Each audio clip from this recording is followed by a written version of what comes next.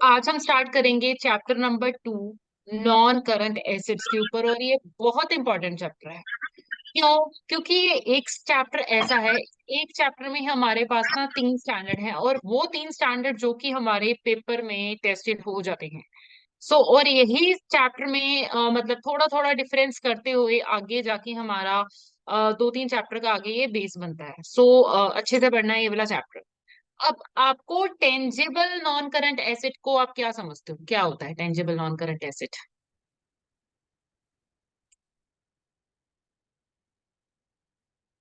आप म्यूट हो। कि जो जी हमें लॉन्ग टर्म तक बेनिफिट दें जी। Basically tangible, yes, long term benefit दें। ठीक है। टेंजिबल नॉन करंट एसेट जो कि एक ऐसे नॉन करंट एसेट जिनको हम देख सकते हैं, छू सकते हैं, राइट। इंटेंजिबल वाले जो होते हैं जिनको हम देख नहीं सकते, छू नहीं सकते, राइट। ये दोनों में डिफरेंस होता है। बाकी ये लॉन्ग टर्म पर्पस के लिए तो होते ही हैं। इनका ना, इनके ट्रीटमेंट के अकॉर्डिंगली इनका स्टैंडर्ड, मतलब हम इसको बिजनेस में किस पर्पज से यूज कर रहे हैं उसके कारण इनका ना स्टैंडर्ड जो है वो चेंज हो जाता है। स्टैंडर्ड चेंज होना दैट मीन, जैसे कि हमने पीछे भी एक आधी बार ये बात की है कि अगर सपोज करो कि मेरा जो है प्लांट एंड मशीनरी है या बिल्डिंग है, अगर मैं इसको एज अ ट्रेडिंग पर्पज पे यूज कर रही हूँ, जैसे कि मैं प्रॉपर्टी डीलर वाली हूँ, तो मेरा क्या होगा? उस वाले सिनेरियो में ये मेरे इन्वेंटरीज में आ जाएगा, राइट। और अगर मैं इसको प्रॉपर्टी प्लान, अगर मैं अपने बिजनेस में यूज कर रही हूँ, बिजनेस में गुड सप्लाई पर्पस में यूज कर रही हूँ, तो इसका ट्रीटमेंट हमारा IS 16 के अकॉर्डिंगली हो जाएगा। तो बिजनेस के यूज के अकॉर्डिंगली हम माने स्टैंडर्ड के, फिर आगे ट्रीटमेंट, उसका आगे डेप्रिसिएशन, वो सब कुछ चेंज हो जाता है। तो हम ये कभी रट्टा नहीं मार सकते कि यस की प्लांट एंड मशीनरी है तो उस पर डेप्रिसिएशन लगेगा या नहीं लगेगा। कभी भी नहीं मार सकते रियल लाइफ में। मतलब हम बुक्स में तो हम देखते हैं कि यस प्लांट एंड मशीनरी है तो इतना डेप्रिसिएशन लगा दो, पर रियल लाइफ में हम अकॉर्डिंग टू द ट्रीटमेंट्स होता है हमारा। सबसे पहले है हमारे पास हमारे इस चैप्टर में स्टैंडर्ड, पहला सबसे पहला स्टैंडर्ड जो कि है IS 16 PPE, यानी कि property plant and equipment. Standard का नंबर याद करना कंपलसरी नहीं है, पर मैं अपने स्टूडेंट्स को कहती हूँ अभी से आदत बना लो, और इससे अच्छे से याद रहता है। दो चार यहाँ याद करने के लिए आपके पास तो अभी। IS 16 PPE वो मुझे क्या कहता है, देखो, प्रॉपर्टी प्लांट एंड इक्विपमेंट, इससे आप क्या समझते हो कि मतलब कौन से होते हैं property plant and equipment? Are the tangible asset. कौन से एसेट? टेंजिबल, जिसको छू सकते हैं, देख सकते हैं। Held by an entity for कितना? More than one accounting period, जैसे कि आपने मुझे ऑलरेडी बताया कि लॉन्ग टर्म के लिए, राइट। किसके लिए हम क्यों रखते हैं? For use in the production, या फिर supply of goods and services, या फिर फॉर रेंटल टू अदर्स, या फिर अदर एडमिनिस्ट्रेटिव पर्पस। मतलब कि या तो मैंने उसको प्रोडक्शन या सप्लाई के लिए रखा है, या फिर किसी और को रेंट पे। कई बार ऐसे होता है, देखो हमारा एक बिजनेस है, मेरे पास 4-5 घर हैं, तो मैंने उनको घरों में, चारों घरों में तो मैं रह नहीं सकती, मैंने उनको किस लिए रखा हुआ है 4 घरों को, प्रॉपर्टी को, कि यस मैं उससे काम करूंगी। ऐसे बहुत सारे आप मोहाली एरिया में, दिल्ली गुड़गांव एरिया में, बैंगलोर एरिया में देखते हो कि पीजीज का काम बहुत ज्यादा फेमस होता है, राइट। तो लोगों ने अपनी बिल्डिंग्स वगैरह क्यों खरीदी होती है? रेंट करने के लिए। या फिर थर्ड काम क्या होगा? Administrative purpose. तो इन तीनों में से किसी एक पर्पस के लिए अगर ये यूज हो रहा है तो ये मेरा PPE के अंदर कवर होगा। अब रेकोगनीशन, रेकोगनीशन हमने कैसे करना है? कहते हैं रेकोगनाइज मतलब कि मैं अपने फाइनेंशियल स्टेटमेंट्स में इनको कैसे दिखाना है। अब कोई भी प्रॉपर्टी प्लांट एंड इक्विपमेंट को हम अपनी फाइनेंशियल स्टेटमेंट्स में कैसे दिखाएंगे एज एन एसेट? अगर when it is probable that the future economic benefits associated with the asset will flow to the entity। मतलब कि उस एसेट से कल को मुझे फ्यूचर में इकोनॉमिक बेनिफिट्स आने वाले हैं, फिर मैं क्या करूंगी? उसको एज ए PPE दिखा दूंगी। दूसरा, या फिर cost of asset can be mayor reliability. अगर ये दो चीजें देखो, ये वाला चीज तो बड़ी कॉमन है ही है। क्यों? क्योंकि अगर मेरे को किसी चीज का खर्चा पता ही नहीं है कि कितना है, तो मैं उसको अमाउंट कैसे रिकॉग्नाइज करूंगी? ये तो हो गया हमारा मैंडेटरी चीज की उसका खर्चा मैं उसको रिकॉग्नाइज कर सकूं। बट मेन हमारे पास क्या होगा कि यस, कि मुझे पता है कि उससे फ्यूचर में मुझे इकोनॉमिक बेनिफिट आने वाला है, और ये वैसे भी एसेट की डेफिनेशन में हमारे ऐसे ही आता है, ठीक है, तभी हम इसको रिकॉग्नाइज करेंगे। अब हमारे पास ना बहुत सारे स्टैंडर्ड्स हैं। इनमें ना हमारे पास ये आएगा कि मुझे ना इनको इनिशियल रिकॉग्निशन और बाद में फर्दर रिकॉग्नाइजेशन, कि इनिशियल मतलब कि पहली बार जब मुझे इनिशियल क्या हो गया कि जब मैंने फर्स्ट टाइम जब मैंने उसको दिखाना है, तो क्या दिखाना है, किस अमाउंट पे क्या मेरा ट्रीटमेंट होना चाहिए, एंड बाद में फर्दर वाला दूसरे वाला। ठीक। अब इनिशियल मेजरमेंट मतलब कि फर्स्ट वैल्यू मेरी क्या होगी इनिशियली, हमेशा बहुत सारे स्टैंडर्ड्स ऐसे हैं जिनमें आप ना इनिशियल मेजरमेंट क्या देखोगे, कॉस्ट। कॉस्ट मतलब कि जिस पॉइंट, जितनी अमाउंट मेरे को पड़ी, जितने में मैंने खरीदा, इंक्लूडिंग, अब उसमें क्या हो सकता है, या तो देखो कॉस्ट में क्या होता है, एक तो परचेज प्राइस कि जितना मैंने खरीदा, प्लस कई बार क्या होता है कि मुझे खरीदने के अलावा पहली बार मैं उसको लेके आ रही हूँ तो ट्रांसपोर्टेशन का खर्चा है ना, और क्या होता है जैसे कि असेंबल करने का खर्चा, कोई मशीनरी है ना, तो उसको असेंबलिंग भी तो जैसे एसी है, हम एसी लेके आते हैं तो लगा लगाया आते हुए हमारे घर नहीं लग जाता, वो साथ में हम पाइप्स लेके आते हैं, देन प्लग्स होता है, देन वो वोल्टेज ठीक करने वाला भी वो होता है, तो अलग अलग पार्ट्स होते हैं, वो सब जुड़ के फिर कल को वो प्रॉपर एसी वर्किंग बनता है। तो वो वाले जो चीजें हैं वो भी इसमें इंक्लूड होंगे, मतलब उस फंक्शनिंग में लेके आने वो सारे खर्चे, तो not only Kalla cost, but cost में क्या क्या चीजें कवर होंगी ये इन्होंने बताया हुआ है। तो इनिशियल रिकॉग्निशन हमारी हमेशा किसमें होनी है, कॉस्ट में। तो इसमें क्या क्या है, include all the cost involve in bringing the asset into the working condition, मतलब कि उस एसेट को काम करने लायक पोजीशन में लेके आने वाले सारे के सारे खर्चे। Include in this initial cost of capital such as the cost of site preparation, delivery cost, installation cost, boring cost, हमने ये पहले भी पढ़ा था। बस बीच में एक वर्ड है नया, बोरिंग कॉस्ट, ये ना हमारे पास एक स्टैंडर्ड है, आगे भी पढ़ेंगे शायद, आई गेस एफए में भी था, मुझे याद नहीं है आपको था या नहीं था। ठीक। तो ये कुछ और चीजें, ये सारे के सारे खर्चे आपने इंक्लूड करने हैं। अब expense item such as fuel, training, warranty cost should be written off as income.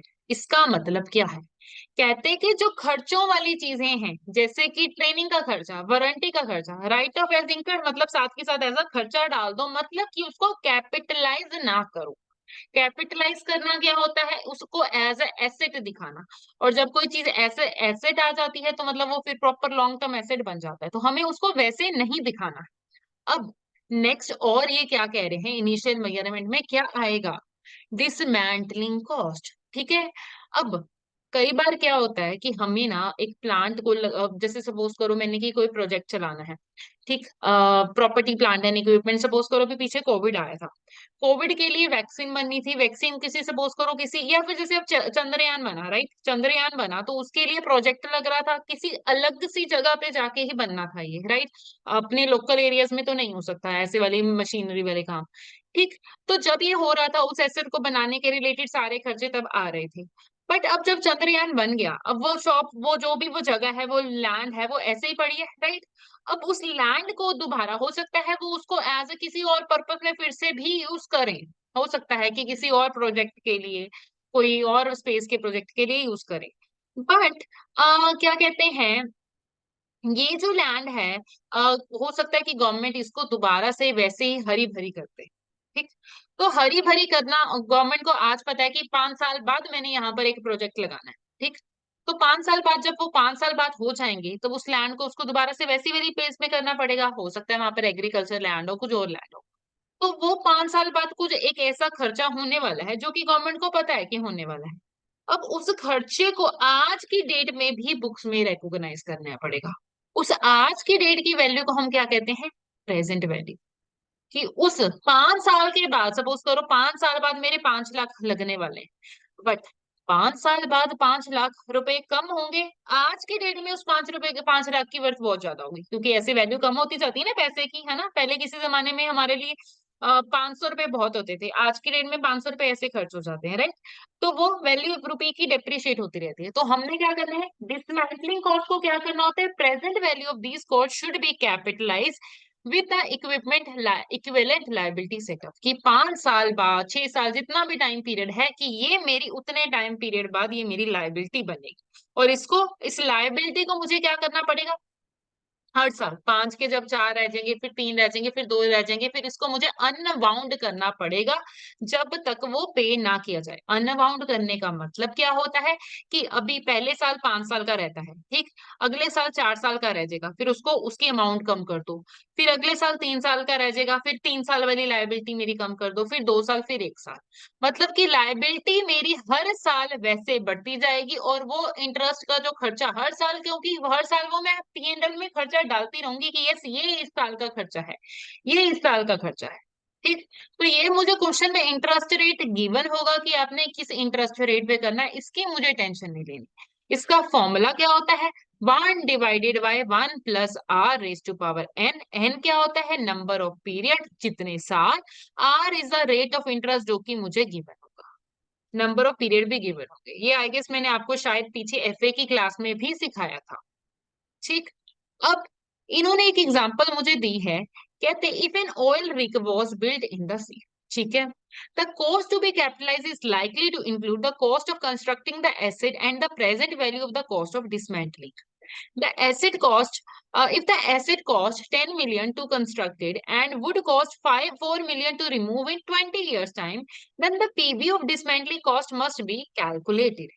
If the interest rate were 5% and the present value of the dismantling cost are as follows. तो देखो ये मुझे क्या कह रहे हैं, कहते हैं ऑयल के बीच में हमने रिग बनाया, ठीक है, सी में वो बनाया, तो उसका खर्चा कितना था कि यस उसको मुझे क्या करना है, कंस्ट्रक्शन रिलेटेड ये सारा खर्चा मुझे कैपिटलाइज करने की जरूरत है, और इसको मैंने क्या करना पड़ेगा, पीवी के बेस पे निकालना पड़ेगा।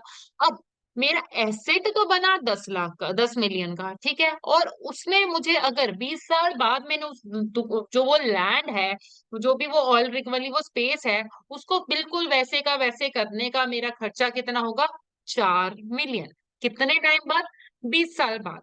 अब इंटरेस्ट रेट क्या है, 5%। अब मैं इसको कैसे कैलकुलेट करूंगी, जितना खर्चा होने वाला है इनटू, ये तो वह बाद में हो गया, ये वैसे आपको वो निकालने का फॉर्मूला क्या है, 1/1 + r। 1 + r कितना हो गया, 100, मतलब 100 + 5% है ना, तो यानी कि 1.05 में लिख सकती हूँ, राइट। रेज टू पावर कितने साल है, 20। अब इन चीजों के लिए आपको पेपर में साइंटिफिक कैलकुलेटर अलाउड होता है, आप लेके जा सकते हो, एसीसी में साइंटिफिक कैलकुलेटर आपको अलाउड है। बाकी हमारी एसीसी की स्क्रीन आपने देखा हुआ पेपर में, उस स्क्रीन में भी अलाउड होता है, वहां पे कैलकुलेटर बना हुआ आता है। तो बेटर वे है कि आप साइंटिफिक कैलकुलेटर ही ले जाओ, ठीक। वैसे ये मैंने कैलकुलेट करना आपको सिखाया भी हुआ है, 1/1 + r = वाला ठीक। तो अब मेरा टोटल खर्चा इन कितना वो कैपिटलाइज होगा, एक तो ये 10 मिलियन का ये खर्चा होने ही वाला है, ये प्लस जो इसकी वैल्यू निकाल के आई होगी, तो मेरा टोटल कैपिटलाइज होने वाला इतना होगा, और जितना मेरा टाइम पीरियड है, कितने साल है, 20 साल है, तो टोटल खर्चे को मैं 20 सालों में डिवाइड कर दूंगी, हर साल का मेरा डेप्रिसिएशन आ जाएगा, ठीक। तो ये मेरा डेप्रिसिएशन का रेट है, ठीक है, और हर साल इंटरेस्ट चार्ज होएगा, P&L में डलता रहेगा। अभी तक कोई डाउट? अब no T Y ma'am. One T Y one करते हैं इकट्ठे। ये क्या कहते हैं, कहते हैं एक एंटिटी है started construction on a building for its own use on 1 April 2007 and इंकर द फॉलोइंग कॉस्ट, ठीक। एक चीज ना मुझे याद रखनी है, कि मुझे ना यूसेज वगैरह पढ़ के चलनी है, जब अगर मुझे स्टैंडर्ड का नंबर ना दिया, ठीक है, कि मैंने उसको किस पर्पस के लिए यूज कर रही हूँ। क्योंकि देखो मुझे तो है इतने सालों का एक्सपीरियंस, 10-12 साल का एक्सपीरियंस, तो आई कैन अंडरस्टैंड कि यस ये इस वाले स्टैंडर्ड में है। तो जब आप स्टैंडर्ड में ये अगर आगे यहाँ पर गिवन था ना हमारे पास कि यस IS 12 में क्या चीजें होती हैं, कि यस की कोई एंटिटी ने रखा हुआ है एक पीरियड से ज्यादा, या तो प्रोडक्शन सप्लाई में, या फिर दूसरों को रेंटल देने के लिए, एडमिनिस्ट्रेटिव के लिए, तो ये चीज आपको याद होनी चाहिए। क्यों? क्योंकि या तो आपको स्टैंडर्ड का नंबर पता हो। अब जैसे क्वेश्चन में मुझे स्टैंडर्ड का नंबर ही नहीं आया हुआ, ठीक, तो मैं कैसे पहचानूंगी कि यस यही वाला स्टैंडर्ड लगेगा, क्योंकि अभी तक आपने एक ही स्टैंडर्ड पढ़ा है, बाद में इससे मिलते जुलते और स्टैंडर्ड पढ़ोगे तो आपको डिफरेंस समझ आ जाएगा कि मैं क्या कहने की कोशिश कर रही हूँ, कि एक ही चीज पर्पस के कारण स्टैंडर्ड अलग हो जाएगा। तो क्या कर रहा है, started construction for its own use, कितने को, इतने का, ठीक है, ये सारे कुछ खर्चे हैं। Following information is also relevant, कहते हैं कि material cost were greater than anticipated. Investigation करने के बाद पता चला कि material costing 10 million had been spoiled and therefore wasted, and further 15 million was included in the material as a result of faulty design. Then उसके बाद अब पहले मैं 1 मिनट आपको रिक्वायरमेंट पढ़ के बता दूं, क्योंकि हमें क्या ध्यान रखना है, सबसे पहली चीज रिक्वायरमेंट पढ़नी है। मुझे पता था क्या निकालना है, इसलिए मैं पहले ही पढ़ना शुरू हो गई। अदरवाइज हमने क्वेश्चन की स्टार्टिंग क्या करनी है, पहले रिक्वायरमेंट से, सो दैट आपको पता चल जाए आपने करना क्या, उस मूड से आप क्वेश्चन जो है पढ़ो। You are required to calculate the cost of building that will be included in the tangible non-current asset के addition। वो क्या कह रहे हैं कि tangible non-current asset, हमने क्या बोला था, कॉस्ट प्लस वो सारे खर्चे। तो वो सारे खर्चे कौन कौन से खर्चे आप इंक्लूड करोगे, वो ये जानना चाह रहे हैं, राइट। तो वो क्या कह रहे हैं कि मटेरियल का खर्चा जो है जरूरत से ज्यादा हो गया, जितना हमने सोचा था। हमने देखा कि ये 10 मिलियन का मटेरियल जो है खराब हो गया और ये वेस्ट हो गया, और फिर बाद में हमने क्या किया, 15 मिलियन का और मटेरियल जो है हमने खरीदा, क्योंकि वो डिजाइन जो थे खराब थे। ठीक। देन उसके बाद नेक्स्ट इन्होंने मुझे क्या चीज बोली हुई है, as a result of these problem work on the building ceased for a fortnight during the October and it's estimated that approximately 9 million of the labor costs relate to this period। तो और ये मुझे क्या कह रहे हैं कि इसकी इन चीजों के कारण क्या हुआ, बिल्डिंग में जो काम है थोड़े टाइम पीरियड हुआ नहीं, और ये सारा खर्चा कितना था, एक्स्ट्रा टाइम पीरियड मुझे लेबर को पे करना पड़ा, तो वो खर्चा कितना आया, अराउंड 9 मिलियन का आया। ठीक। Building was completed on 1 July and occupied on 1 सितंबर 2008। तो बिल्डिंग कंप्लीट कब हुई, 1 जुलाई 2008 को हुई, और ऑक्यूपाई मतलब कि हम उसमें रहना कब शुरू हुए, इतनी तारीख को। ठीक। अब मुझसे पूछा गया है कि कॉस्ट ऑफ बिल्डिंग में मैं कौन कौन सी चीजें लेकर आऊंगी। पहली चीज मैं आपको एक बात बता दूं कि हमने एडमिनिस्ट्रेटिव, पहले भी हमने पढ़ा था, वो अभी मैंने जब वहां पर थ्योरी पढ़ाई थी, तो एडमिनिस्ट्रेटिव या फिर कोई ओवरहेड रिलेटेड खर्चे जो है वो हम नहीं इंक्लूड करते, एक ये चीज। और जो सिर्फ और सिर्फ हमने ना नॉर्मल खर्चे यूज करने हैं, एबनॉर्मल खर्चे इंक्लूड नहीं करने हैं इनमें, दूसरा पॉइंट। एंड तीसरा पॉइंट ये कि सिर्फ और सिर्फ उस एसेट को उस प्रेजेंट लोकेशन में वर्किंग कंडीशन में लेके आने वाले ही खर्चे इंक्लूड करेंगे, और कोई खर्चे हम नहीं करेंगे। तीन चीजें। तो ये बताने का पर्पस मेरा क्यों है, क्योंकि इस क्वेश्चन में आपको ये सारी इंफॉर्मेशन आपको मिलेगी। अब मैंने आपको ये पॉइंट्स पहले ही बता दिए, तो अब इन पॉइंट्स को बताने से अब आप मुझे ये बताओ कि कौन कौन सा खर्चा इंक्लूड होगा परचेज उसमें, कि कॉस्ट ऑफ बिल्डिंग में। पहले मैंने आपको इसीलिए बताया, क्या purchase price of land include होगा।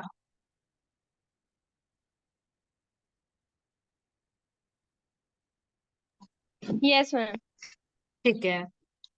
उसके बाद स्टैंप ड्यूटी क्या इंक्लूड होगी। यस। हाँ जी। Legal fees include legal. होगी। हम्म। Yes ma'am. हाँ देन उसके जी। बाद साइट प्रिपरेशन एंड क्लियरेंस क्या इंक्लूड होगी। यस। ओके। देन उसके बाद architect fees.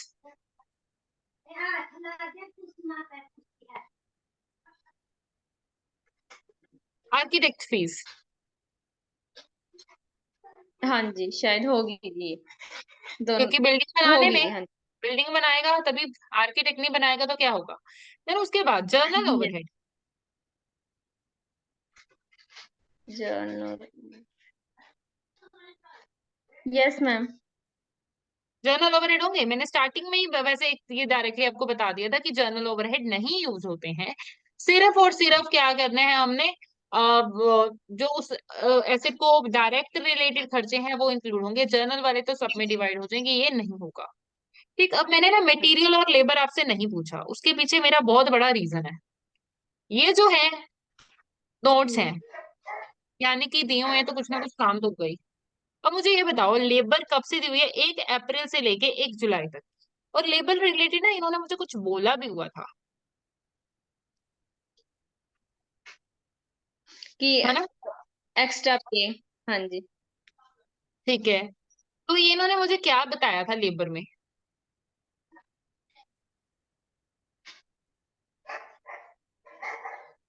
Labour total 9 million. 1.5 lakh की, टोटल 1.5 लाख की है, राइट। अब इन्होंने मुझे क्या कहा है कि इन प्रॉब्लम्स के कारण जो है थोड़ा टाइम पीरियड जो है बंद रहा, और हमें जो है लेबर को एक्स्ट्रा एक्स्ट्रा पे करना पड़ा, राइट। कितना एक्स्ट्रा पे करना पड़ा, 9 मिलियन का, इस पीरियड से रिलेट था, तो ये इससे रिलेटेड नहीं है ना।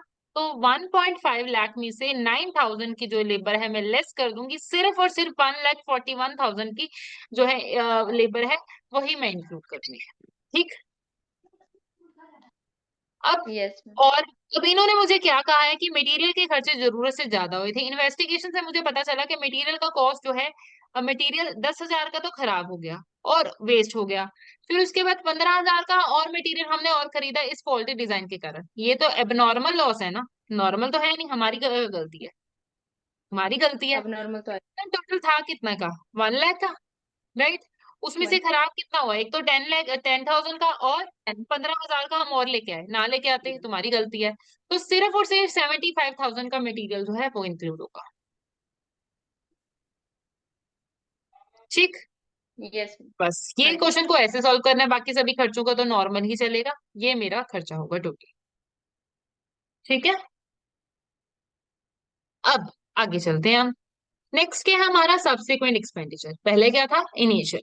अब सब्सिक्वेंट एक्सपेंडिचर। अब हम ये पहले वाले क्यों कर रहे थे, क्योंकि हमने इनिशियल मेजरमेंट करनी है, इनिशियल मेजरमेंट के बेस पे हम जो है डेप्रिसिएशन वगैरह आगे देखते हैं। सब्सिक्वेंट मतलब कि बाद में होने वाले खर्चे उस पर्टिकुलर प्रोडक्ट पे, राइट। अब कई बार ऐसे होता है ना, हम करते हैं कुछ खर्चे, कुछ होते हैं कि नॉर्मली होते ही हैं, कुछ खर्चे ऐसे होते हैं कि जो हमारे एसेट की, जैसे सपोज करो कि किसी ने मुझे कहा कि आप जैसे कहा नहीं, चलो मेरा जो एसेट है, ठीक है, मेरी एक बिल्डिंग है, मैंने रेंट के लिए दी हुई है। मुझे ये लगा कि अब बिल्डिंग ना, अभी इस पे ना 3 फ्लोर्स हैं, ठीक है, ये साथ में मेरा अलग से करा है, ये मैंने रेंट पे दी हुई है, अभी 3 फ्लोर्स हैं।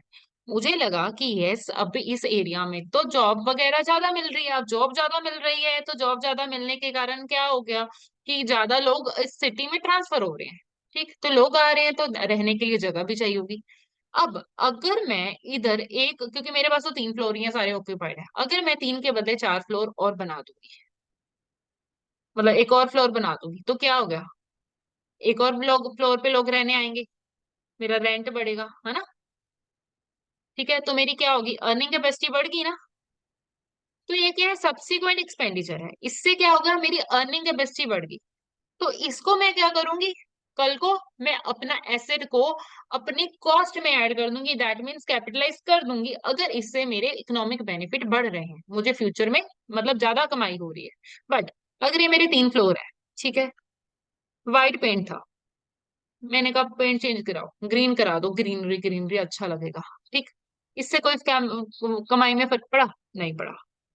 मैंने कहा कार्टून बनवा दो, मेरा मेरा फेवरेट, सपोज करो मेरा फेवरेट रणबीर कपूर है, मैं उसकी फोटो के पोस्टर बनवा दूं, कोई कमाई में फर्क पड़ेगा कि मूड अच्छा रहेगा, नहीं। इससे मुझे कोई वो नहीं हुआ, बेनिफिट नहीं हुआ, राइट।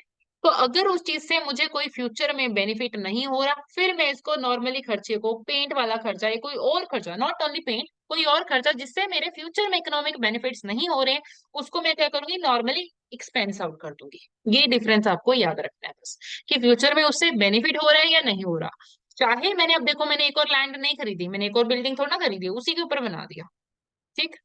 तो subsequent expenditure on property plant equipment should only be treated as a part of cost of asset। इसको इन्होंने वैसे थोड़ा लैंग्वेज ऐसी है, वो कहना ये चाह रहे हैं कॉस्ट ऑफ एसेट, मतलब कि उसको आप कैपिटलाइज कब करोगे, अगर उससे उसका इकोनॉमिक बेनिफिट बढ़ रहा है, प्रोवाइडेड बाय द एसेट।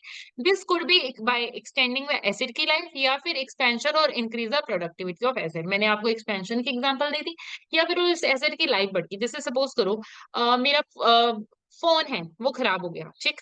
तो मैंने रिपेयर वाले को दिखाया, वो कहता कि अगर आप इसमें ना ये एक पार्ट नया डलवा लोगे तो ये 2 साल और चल जाएगा, अदरवाइज ये 6 महीने बाद ही खराब हो जाएगा। तो उससे उसकी लाइफ बढ़ गई ना, तो वो क्या हो गया, लाइफ बढ़ी तो भी ये मेरा जो है एज अ कैपिटलाइज एक्सपेंडिचर हो गया। या फिर पहली चीज ये होगी, दूसरा चीज क्या है, it relate to an overhaul और required major inspection of an asset. The cost associated with this should be capitalized and depreciated over the time until the next overhaul or safety inspection। Overhaul और safety inspection जैसी चीजें क्या होती हैं, हमारा aircraft, हमारे train engine, ठीक है, लोगों की जिंदगी इनके ऊपर डिपेंडेंट होती है। प्लेन गिर गया, क्रैश हो गया तो है ना, लोग मर जाएंगे। तो एयरक्राफ्ट जैसी चीजों पे ना हर 4 साल बाद, 3 5, डिपेंडिंग अपॉन की कैसा वो उनका है टर्म्स है, उनका ना ये ओवरहोल होता है। शिप्स में भी ऐसे होता है, इंस्पेक्शन होती है कि ये सब कुछ ठीक चल रहा है, चेक करने के लिए। तो वो चेकिंग रिलेटेड खर्चा और उसको ठीक करने रिलेटेड खर्चा, जब ये 3 4 5 साल बाद होता है ना, ये वाला खर्चा, इस खर्चे को भी हम हमेशा क्या करते हैं, कैपिटलाइज करते हैं। एंड देन फिर कैपिटलाइज होने के बाद, पहले सपोज करो एसेट 100 का था, 20 का और खर्चा बढ़ गया, अब एसेट की वर्थ कितनी होगी, 120 होगी। अब बचे कितने साल, सपोज करो 6 साल बचे हैं, तो 6 सालों के लिए ये इतनी अमाउंट से डेप्रिशिएट होएगा। तो मतलब जब तक नेक्स्ट ओवरहॉल नहीं होता, सपोज करो हर ओवरहॉल 3 साल के बाद होता है, तो अंटिल नेक्स्ट 3 इयर्स तक ये 120 पे 3 से डिवाइड हो जाएगा। समझे बात? अब या फिर it is replacing the component of an asset made up of a number of components, example aircraft comprising body, engine and interior with different expected life, the replace component will be derecognised. अब ये मुझे क्या कह रहे हैं, अब देखो, कई बार क्या होता है, आपने इंडिया में खास करके देखा होगा, ट्रेन इतनी सारी पुरानी होती है, जो उनके बाद वाले काउच होते हैं, इतनी लंबी ट्रेन होती है, वो तो पुराने होते हैं, सीट कवर तक टूटे होते हैं, राइट। बट जो उनका इंजन होता है ना, बथेरी बार क्या होता है, इंजन नहीं होते हैं, बिकॉज इंजन के ऊपर ही सब कुछ डिपेंड होता है। तो इंजन जैसी चीजें तो होगी रिप्लेस, बाद वाली चीजें जो है, पीछे वाली ट्रेन है, ये है पुरानी। तो ये जो नया पार्ट है, इससे क्या हो गया, एसेट ऑब्वियसली रिप्लेस होके नया आया है ना, ट्रेन चाहे पुरानी है, ये चीज तो न्यू आई है। तो इसको क्या करेंगे, हम कैपिटलाइज कर देंगे। और जो पुराने वाला इंजन था इसके बदले, उसको हम डी रिकॉग्नाइज कर देंगे, मतलब कि अपनी बुक से हटा देंगे, अब वो खत्म हो गया, वो नील है अब। उसको एज अ स्क्रैप बेचेंगे, जैसे भी हम रिकॉग्नाइज करेंगे। ठीक, अलग, इसको अलग लाइफ पीरियड पे, इसको अलग लाइफ पीरियड पे। ये क्लियर हुआ? अब all other subsequent expenditure should be recognized in the statement of P&L because it merely maintain the economic benefit originally expected. Example, the cost of journal repair should be write off immediately expense item. मतलब क्या कह रहे हैं, कोई और खर्चा जैसे होता है, जैसे कि मैंने आपको पेंट वाली एग्जांपल बताई थी, मतलब जिनसे उनकी लाइफ नहीं बढ़ रही, इकोनॉमिक बेनिफिट नहीं आ रहा है, या ओवरऑल रिलेटेड खर्चे नहीं है, या कोई और ऐसे नए परचेज करने रिलेटेड खर्चे नहीं है, उनको हम क्या करेंगे, नॉर्मली पीएनएल में डालो, खर्चा डालो, बात खत्म। उन पे हम ना ही कैपिटलाइजेशन करेंगे, ना ही उनको बुक्स में रिकॉग्नाइज करेंगे, ना ही उन पे डेप्रिसिएशन लगेगा। ठीक, क्लियर? अब नेक्स्ट है डेप्रिसिएशन का टॉपिक। डेप्रिसिएशन क्या है, हम क्लास +1 +2 से पढ़ते आ रहे हैं कि यस, हमने क्या किया, अपने एसेट को, जस्ट अ सेकेंड, हाँ,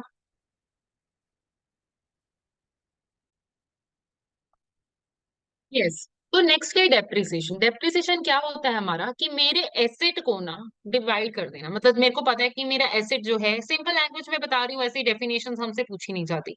सो मेरा एसेट है, मुझे पता है कि 10,000 का मेरा एसेट है, कितने साल चलने वाला है, 10 साल चलने वाला है, तो मैं क्या करूंगी, उसको 10 सालों में डिवाइड कर दूंगी।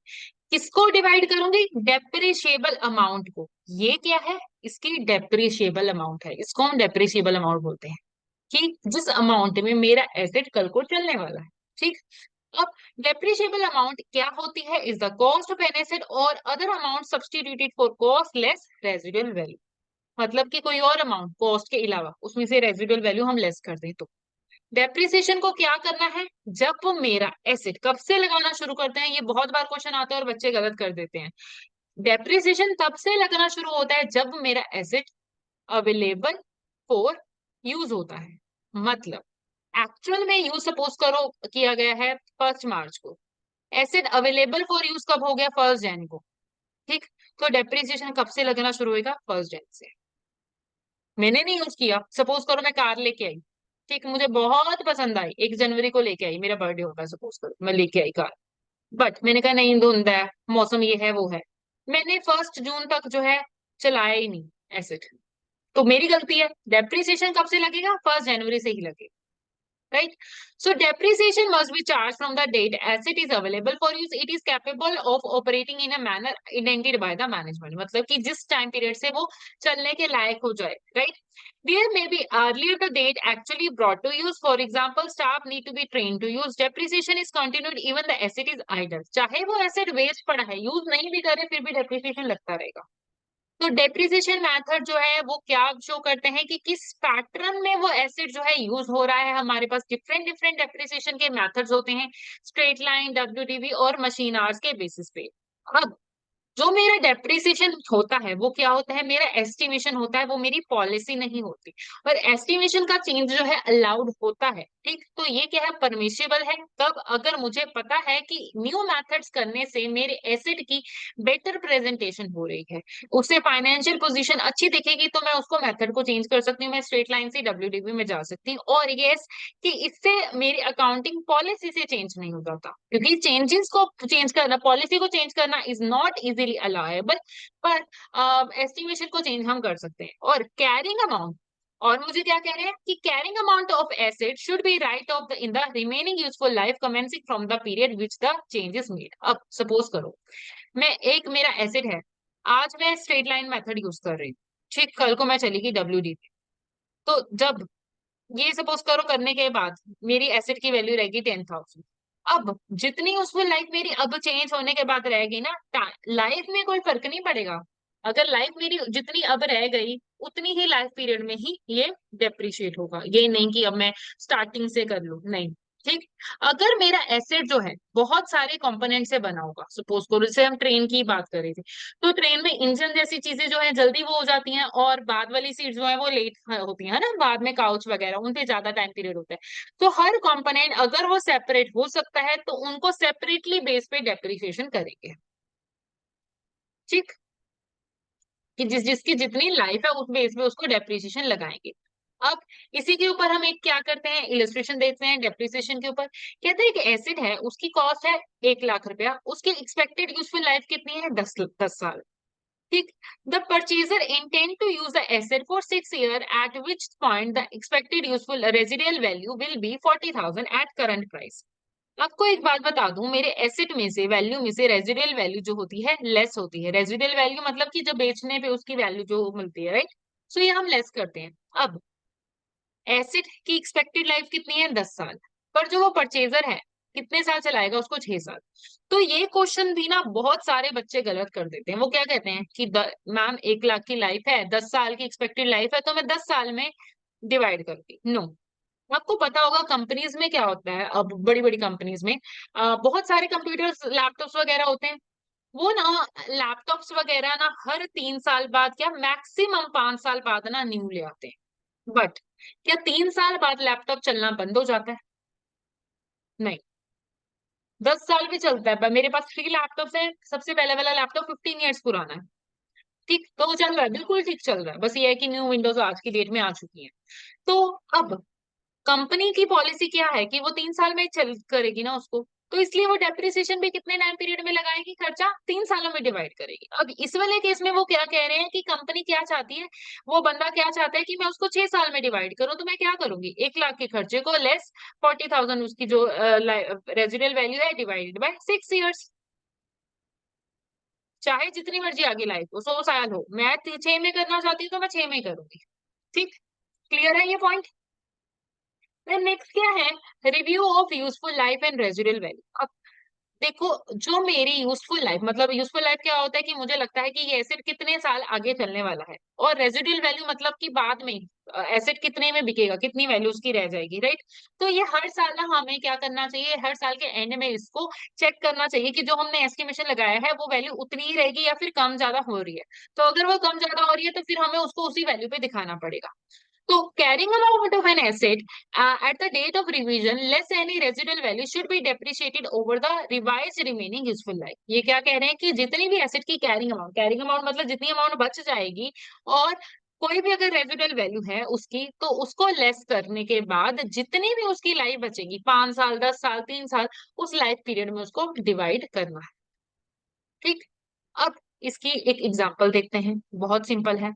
कोई डाउट है अभी तक कुछ भी। कहते हैं revision of useful life. Hmm, an entity purchase an asset for 20,000 on 1 January 2003। Entity ने क्या किया, एक एसेट परचेज किया 20,000 का, कब किया, 1 जनवरी 2003 को। डेट्स का हमेशा ध्यान रखना है हमें, एफए के पेपर में, एफआर के पेपर में। स्ट्रेट लाइन डेप्रिसिएशन चार्ज करते हैं 5,000 per annum pay, has been charge and assuming the 4 year useful life with no residual life. हम क्या करते हैं, स्ट्रेट लाइन डेप्रिसिएशन चार्ज करते हैं 4 साल के बेस पे, ये मानते हो कि कोई रेजिडुअल लाइफ नहीं है, ठीक। आज कितनी डेट है, 1 जनवरी 2005। एनुअल रिव्यू किया गया और इसके बाद हमने देखा कि रिमेनिंग यूजफुल लाइफ कितनी रहेगी, अब कितनी रहेगी, 4 साल। एसेट कब खरीदा गया था, 1 जनवरी 03 को। आज कितनी होगी, 1 जनवरी 05, कितने साल बीत गए, 3 से 4, 4 से 5, 2 साल बीत गए। 2 साल बीतने के बाद मेरे एसेट पे डेप्रिसिएशन कितना लग चुका होगा, 10,000। कैसे, 20K डिवाइडेड बाय 4, या फिर ऐसे भी कर सकते हैं, मतलब कि 5,000 इंटू 2। ठीक है, तो 10,000 का डेप्रिसिएशन जो है लग चुका होगा अब तक। मेरी कैरिंग अमाउंट कितनी रह गई होगी, 20,000 लेस 10,000।